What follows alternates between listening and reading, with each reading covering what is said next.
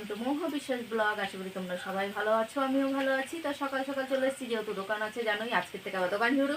তাই চলো কী কী রান্না করবো সেটাই তোমাদের সাথে শেয়ার করবো, আসো।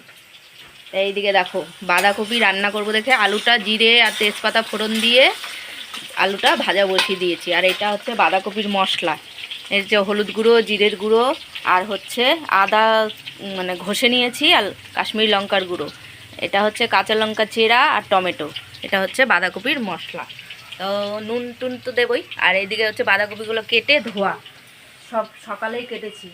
আর এদিকে হচ্ছে মটরশুঁটিও রেডি। এই দেখো মটরশুঁটি জলের মধ্যে ভিজিয়ে রেখেছি, ফ্রিজে ছিল তো শক্ত হয়ে গেছে জানো না, মানে ভালোই শক্ত হয়ে গেছে, এটা জল দিয়ে ভিজিয়ে রেখেছি।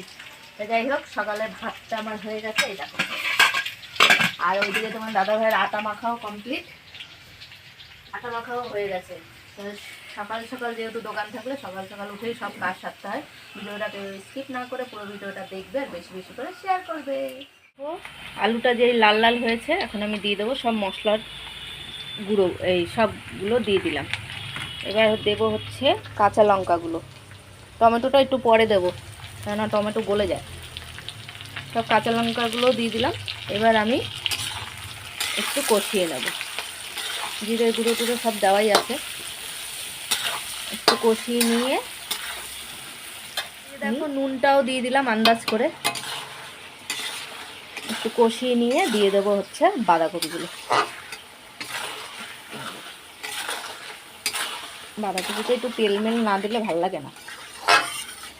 দেখো একদম কষানো কমপ্লিট, এখন আমি দিয়ে দেবো বাঁধাকপিগুলো। আর এদিকে চায়ের জলও বসিয়ে দিয়েছি, লিকার চা হবে যেহেতু। এই যে বাঁধাকপি, এই এক হাতে তোলাও কষ্ট, পারি জন্মের। আমি এখন আগে অল্প অল্প করে দেবো, দিয়ে দিলাম, তারপর পুরোটাই ঢেলে দেবো।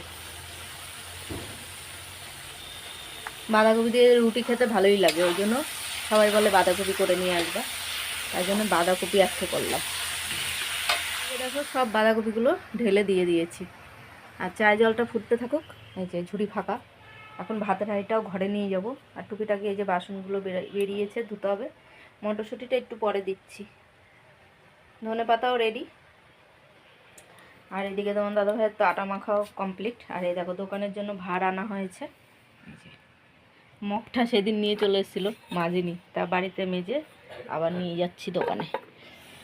তার ব্যাগের মধ্যেই ঢুকিয়ে দিয়েছি। দোকানের টুকিটাকি মালপত্র আনা হয়ে গেছে, আবার গেছে দুধ আনতে। ছেলের জ্বর এসছে জানো না, এই যে যা মুখ টুক ধগিয়ে বিছনাটা তুলছে, জ্বর চলে এসছে। আর এদিকে সকালে পুজো দিয়ে চলে যাই রান্নার দিকে। এইদিকে দেখো আমি দিয়ে দিলাম মটরশুঁটিগুলো। তো এবার আমি ভালো করে একটু নাড়াচাড়া দিয়ে দেবো, টমেটোগুলোও দিয়ে দিলাম একদম।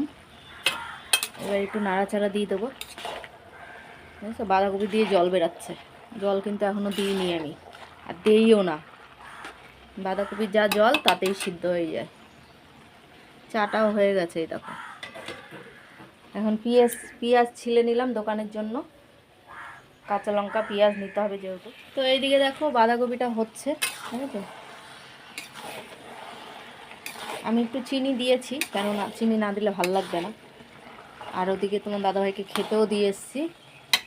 তো এইদিকে দেখো পেঁয়াজ লঙ্কা ছিলে দিয়ে দিয়েছি প্লাস্টিকে, এই লঙ্কাগুলো সব বোটা ছাড়ালাম। এখন ধনে পাতাটা ধুয়ে বাঁধাকপিতে দিয়ে দেবো, এই যে।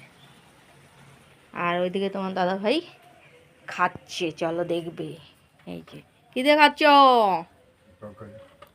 শাক দিয়ে আগে খেয়েছে, এখন তরকারি দিয়ে খাচ্ছে, হেভি হয়েছে না? তো আমি ধনে পাতা ধুয়ে কেটে দিয়ে দিলাম বাঁধাকপিতে।